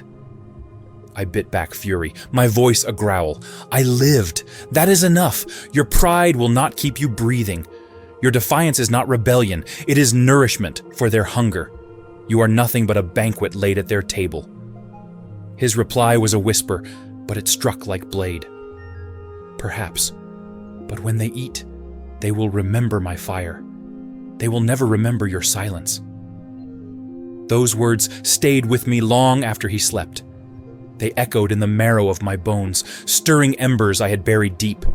I hated him for it. I admired him for it. And most of all, I feared him. For I knew Commorragh would not allow both philosophies to exist side by side. One of us would be proven right. One of us would be consumed. Foreshadowing through Outsider's fate. The day they came for him, the air itself seemed heavier, as though the city had been waiting, biding its time, savoring the anticipation of his destruction like a fine wine left to age. The guards did not drag him the way they dragged the rest of us. They displayed him. They unchained him with deliberate ceremony, binding his wrists in chains polished so bright they gleamed under the fractured sky. They pushed him forward, not as prisoner, but as prize, parading him through corridors lined with citizens who jeered and cheered in equal measure, their voices weaving into chorus of hunger. He walked with chin lifted, shoulders square, every step deliberate, every movement defiant. The crowd roared at his arrogance, and I saw the trap unfold. They adored him for it, but that adoration was no salvation. It was the prelude to his devouring. They threw him into the grand arena, not one of the smaller pits where slaves bled in anonymity, but the colossal Colosseum reserved for legends, for heroes whose deaths were written into memory of city itself. Above, banners of flayed skin snapped in poisoned winds. Around us, tiers of Dark Eldar packed so tightly they seemed endless, a sea of eyes and teeth, their hunger palpable. At center of arena, he stood alone, shackled only by expectation, and when the horn blared, he did not cower. He raised his arms, shouting words none of them cared to understand, words of freedom, of defiance, of fire that would not bend. The crowd shrieked with ecstasy, their voices shaking stones. He thought their roar meant support, meant admiration. But I knew better. Their roar meant only hunger, hunger sharpened by spectacle. The gates opened, and monsters poured forth, not men, not warriors, but abominations stitched together in homunculi laboratories, creatures whose bodies were patchworks of stolen parts, whose faces twisted into eternal screams. They rushed him like storm, claws raking, teeth snapping, blades gleaming. And he fought. Emperor help me. He fought like no one I had ever seen. His blade flashed in arcs of light, his strikes clean, his movements deliberate. He cut through abominations as though they were made of paper, his laughter ringing louder than their shrieks. The crowd screamed with joy, intoxicated by his defiance, their ecstasy rising with every kill. He believed he was winning, that his fire could not be extinguished. But even as I watched, I felt despair knot in my gut. Because in Commorragh, victory is not survival. It is the setup for the final act. When at last he stood blood-soaked and panting amid the carcasses, the arena shook with thunder of 10,000 voices. He raised his arms in triumph, and for heartbeat, I let myself believe perhaps he had done the impossible. Perhaps he had shown them fire could not be consumed. Then the second gate opened. From it lumbered creature beyond nightmare, a construct so vast it shook earth with every step, its body a writhing fusion of metal and flesh, its face a grotesque parody of mask stitched from 100 mouths. It roared, sound so deep it rattled marrow, and the crowd screamed louder than ever. He turned to face it, and for the first time I saw hesitation flicker in his eyes. The duel was no duel. It was execution disguised as spectacle. He fought bravely, his blade striking again and again, but each blow did little more than annoy the beast. It swatted him aside like insect, crushing ribs, shattering limbs. He rose each time, staggering, spitting blood, still defiant, still refusing to give despair. But every rise fed their hunger, every scream he denied, every groan he swallowed, only sharpened their ecstasy. They adored him more with every moment, and in that adoration lay his doom, For he was no longer man, he was feast. The beast pinned him at last, claws sinking deep, jaws opening wide. He looked up at Crowd, and though his mouth dripped blood, he smiled. He spat curse into the air, final defiance hurled like spear into heavens. The crowd erupted, their screams so loud it felt like sky itself might collapse. Then the beast tore him apart, blood spraying an arc across sand, and the roar became frenzy, ecstasy so profound it was indistinguishable from worship. When his body was dragged away, the sand still wet with his fire, silence fell in my chest. His death was not warning, it was prophecy. He had burned bright, and Commorragh had devoured him, and in his end, I saw my own reflected. For no matter how silent I became, no matter how carefully I masked myself, the city would eventually hunger for me as well. His fate was foreshadowing of mine, inevitable and absolute. Unless, I thought, unless I learned to twist their hunger, to make myself not just spectacle, but necessity. The others whispered of him in nights that followed, some with awe, some with fear. They remembered his fire, his defiance, his laughter. They remembered how beautifully he burned. And I remembered too, but not as inspiration. I remembered as warning. Commorragh does not destroy defiance. It glorifies it. It elevates it. And then it devours it until nothing remains but memory carved into its stones. Politics and hierarchies. Commorragh does not breathe without its politics. It is not a city ruled by a crown, nor by council, nor by law. It is ruled by webs, each spun tighter than silk, each sticky with betrayal. Power here is not inherited without contest, not seized without consequence, and never held without paranoia gnawing at the marrow. At its highest point, Commorragh is a vast pyramid of cruelty, but unlike pyramids of stone, this one is inverted. Its point rests on the shoulders of a single archon, and the weight of the city threatens to crush him with every heartbeat. The archons are the closest thing to rulers Commorragh has, each commanding their cabal with a mixture of fear, loyalty bought with pain, and paranoia sharpened to edge of obsession. An archon is not leader by decree, but spider in web, so vast that every thread hums with secrets. He does not order so much as he manipulates. His court is theater, where every smile hides dagger, every toast masks poison, every servant is assassin in waiting. To become archon is to survive 1,000 betrayals. To remain archon is to expect 1,000 more. No archon dies peacefully.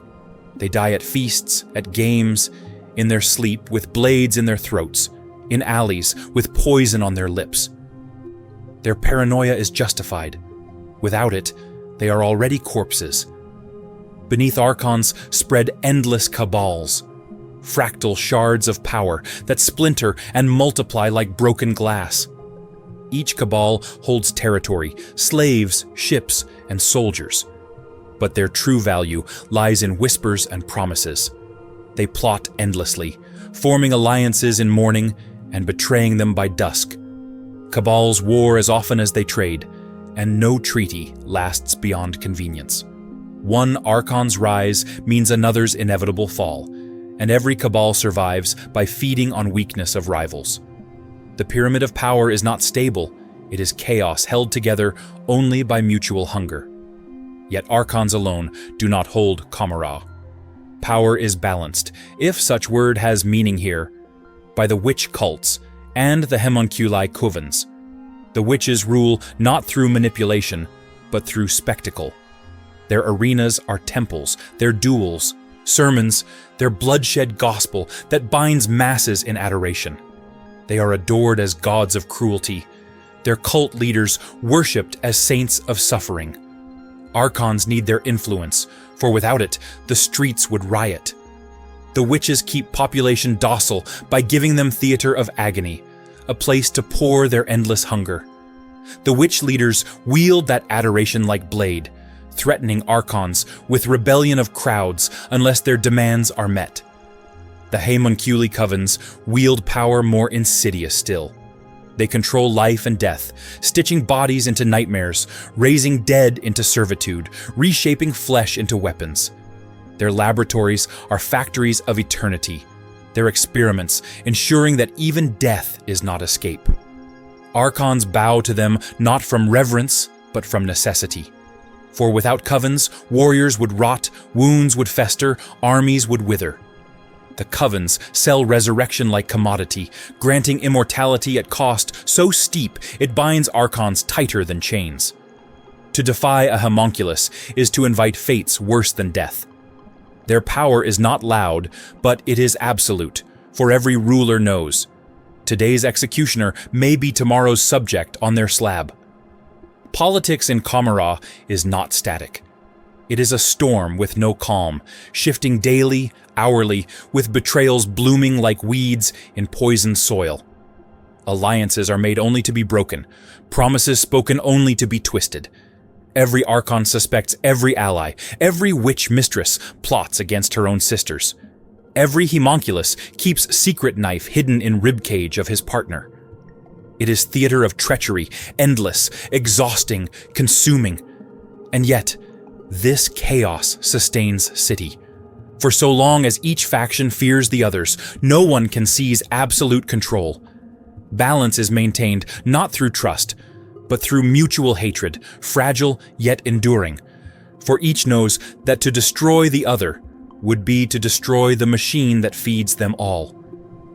And beyond all these rulers looms greater shadow, the thirst, she who thirsts, hunger gnawing at every soul. It is the silent participant in every council, the unspoken presence in every bargain. No archon forgets it, no witch dares ignore it, no homunculus pretends to escape it. Every policy, every betrayal, every performance is aimed not merely at rivals, but at appeasing the eternal hunger that devours them from within. This is why cruelty never ceases, why politics is blood-drenched, why betrayal is endless. For to stop even for heartbeat would be to feel the thirst claim them. I watched these hierarchies unfold with eyes sharpened by survival, and I realized cruel truth. Commorragh does not need kings. It does not need laws. Its politics endure because betrayal is law, paranoia is currency, and cruelty is constitution. The city breathes through power struggles. Its heartbeats are coups. Its blood is treachery. And those who rise within it rise not because they are strongest or cleverest, but because they are most willing to become mirror of the city itself, hollow, hungry, and sharp enough to cut without hesitation. Factions and groups explained. Commorragh is not a single body with one heart. It is a hydra, each head snapping at the others, each neck coiling tighter around the same prey. To speak of the Dark Eldar as one people is to misunderstand them entirely, for within their city exist factions so divided, so violently opposed, that their coexistence seems impossible. And yet, impossibility is the glue that holds Commorragh together. Every group is necessary, every rival indispensable, every knife a balance to another blade. Remove one, and the whole would collapse. The cabals form the skeletal frame of this city. Each archon commands one, their ranks filled with warriors, assassins, and sycophants, their banners painted with colors of paranoia. A cabal is not simply military unit. It is family built on betrayal, court of knives where loyalty lasts only as long as it is profitable. The cabal of the Black Heart, most feared of all, whispers through every corridor, its spies listening in every court, its daggers poised in every shadow.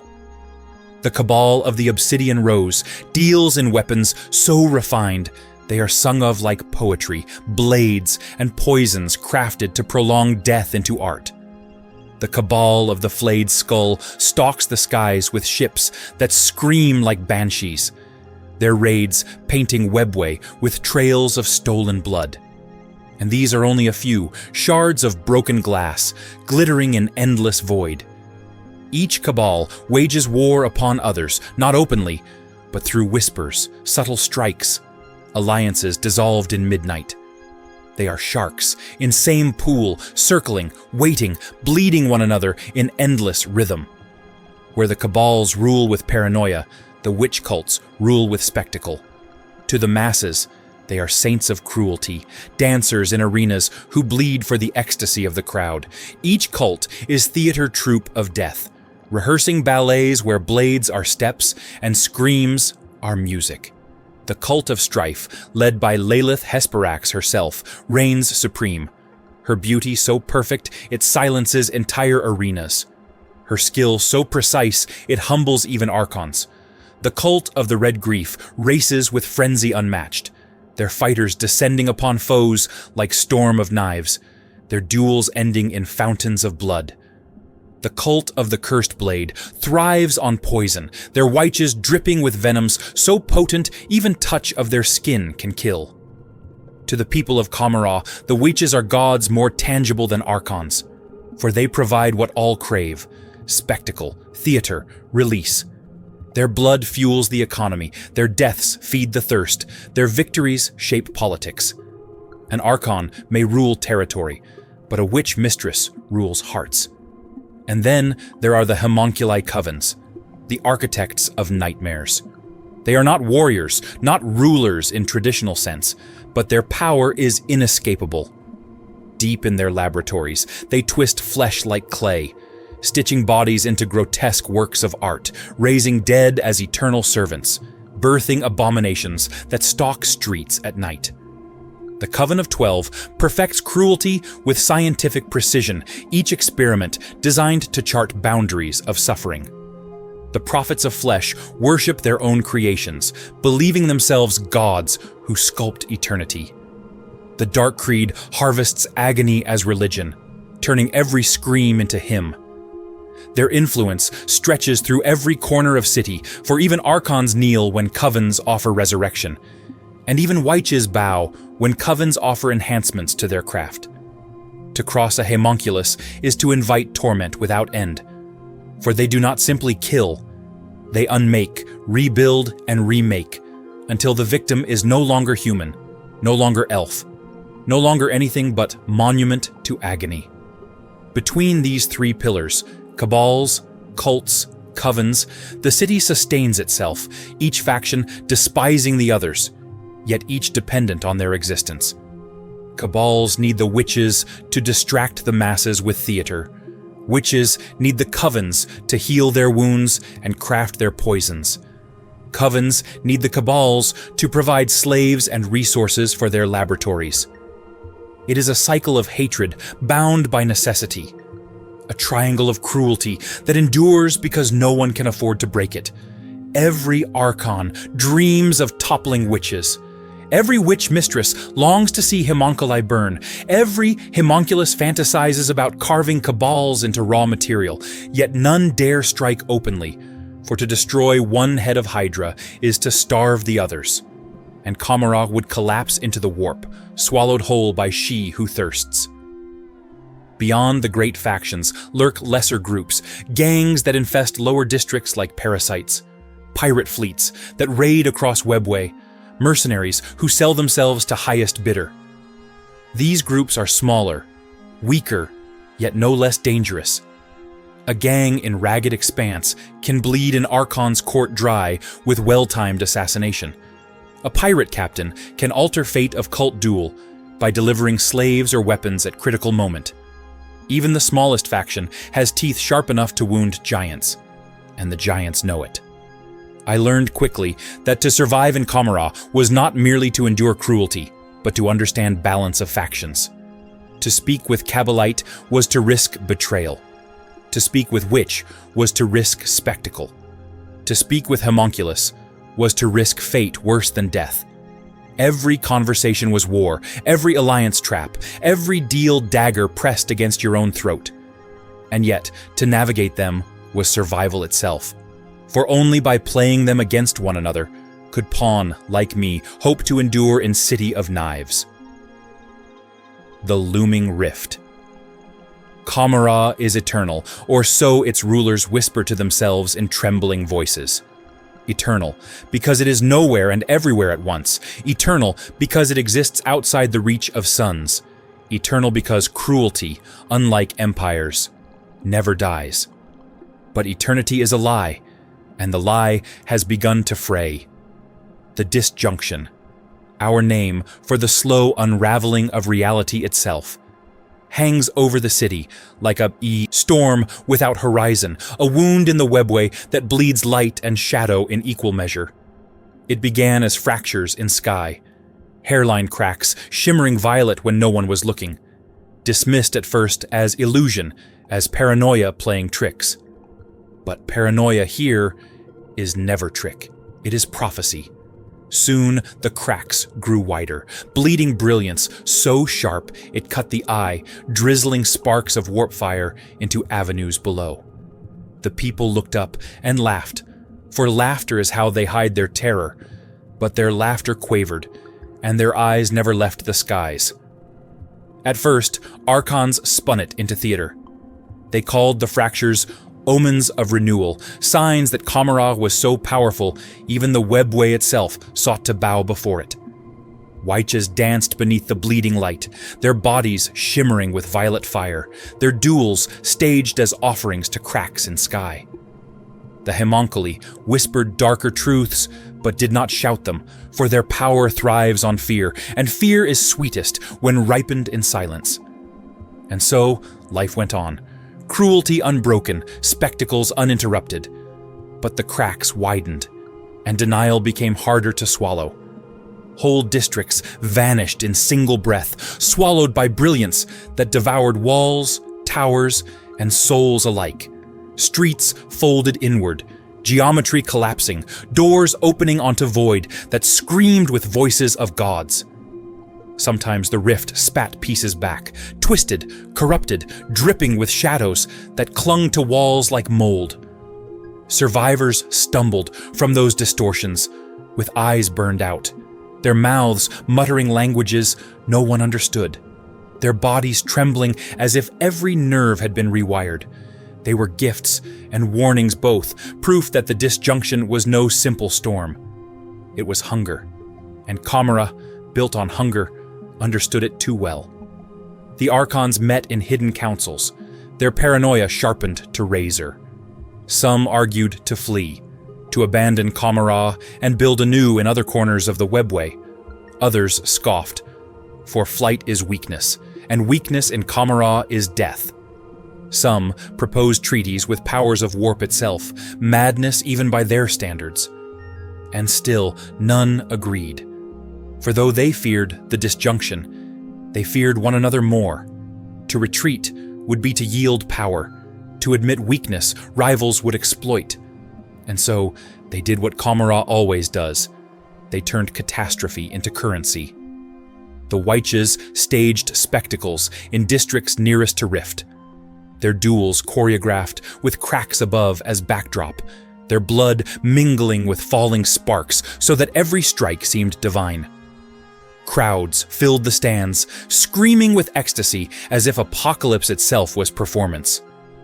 The homunculi experimented openly, dragging captives into fractures, harvesting what came back, if anything did. They sold fragments of corrupted light in markets, shards said to amplify agony tenfold. And the cabals, ever hungry for leverage, hoarded survivors of Rift, interrogating them for secrets that were not secrets, but madness, then using their babble as justification for coups, betrayals, and wars. And I watched it all with dread that grew heavier each day, for I saw truth none wished to speak aloud. Commorragh was not eternal. It was rotting, unraveling, bleeding from wounds no cruelty could cauterize. The city had survived because it had turned every curse into commodity, every hunger into economy. But the disjunction was no curse that could be sold, no hunger that could be fed. It was collapse itself. And collapse cannot be bribed, cannot be tricked, cannot be turned into theater, though Commorragh, of course, would try until its last breath. The rift grew wider, days devoured like morsels. Skies screamed with voices not our own, whispers that slid into marrow, promises of pleasures darker than even Commorragh dared dream. Shadows moved against light, dancing in patterns no mind could follow. Even the air trembled, thick with pressure of two realities grinding against each other. Entire cabals disappeared overnight, their fortresses folded into nothing, their banners left fluttering on walls that no longer existed. Yet still, the Archons schemed, the Wyches danced, the homunculi stitched nightmares, each pretending that catastrophe was stage they could master. And perhaps they believed it. Perhaps they truly thought Commorragh too cruel to die, too hungry to collapse. But I saw fire in cracks above, fire older than cruelty, fire born of gods themselves. And I knew the truth. One day soon, the rift would not stop at districts, would not be content with towers or arenas. It would swallow all. And when it did, no amount of betrayal, no theater of death, no masterpiece of torment would save us. The disjunction was not simply storm, it was mirror. It showed Commorragh what it truly was, a city built on hunger, now devoured by greater hunger. And the lesson it whispered was clear. Even cruelty ends, even hunger starves, even eternity collapses. I pressed my palm to wall of my cell one night as cracks flared above, and I swore I could feel city trembling, whispering not with confidence but with fear. And for the first time I wondered, if Commorragh falls, what will remain of me? The end did not come with silence. Commorragh has never known silence. It came instead with roar, with clash, with sound of entire city screaming at once, some in hunger, some in terror, some in ecstasy. The final battle was not between armies, not even between factions, but between idea of Commorragh's eternity and truth of its fragility. The Archons unleashed their cabals in storm of blades and venom. The witches danced through blood-drenched arenas turned into killing fields, their duels spilling into streets. The homunculi tore open vaults, releasing creations too grotesque to name, monstrosities stitched together not for war, but for artistry of terror. And through it all, the sky cracked wider, the disjunction yawning like maw above, vomiting light that shredded reality. I fought too. I had no choice. My blade cut shadows and flesh alike, my blood mixing with theirs. My every breath a prayer to survive one heartbeat longer. I had become more than victim, more than pawn. I had become mirror of the city itself, cruel, sharp, hungry. And yet, even as I struck, I knew truth. This was not victory. This was death dressed in theater. The city devoured itself in spectacle, each faction turning on the others even as collapse loomed above. The economy of pain had no value now, for the thirst could not be bargained with. No scream was enough, no torment sufficient. In that chaos, politics shattered. Some Archons fell with daggers in their throats, betrayed by those they had trusted least. Some witches turned blades on their own sisters, desperate to be last to fall. Homunculi vanished into rifts, their laughter echoing long after their bodies were gone, as if mocking us from within warp. Commorragh bled itself dry, a city that had survived millennia undone by its own refusal to change. And yet, I endured. I endured because I had learned every lesson they forced upon me. I had learned to mask, to strike, to survive not through defiance alone, not through silence alone, but through mastery of both. I was not fire to be consumed, nor silence to be forgotten.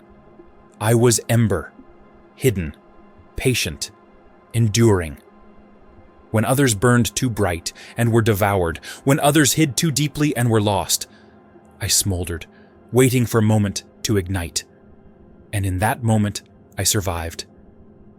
When the last screams faded, when rift swallowed sky, when Commorragh tore itself into fragments, drifting in endless dark, I remained, alone perhaps, changed certainly, but alive. And in my survival, I carried meaning sharper than any blade. Commorragh had taught me cruelty, but cruelty was not victory. Commorragh had worshipped hunger, but hunger was not eternity. What endured was not the spectacle, not the screams, not the betrayals.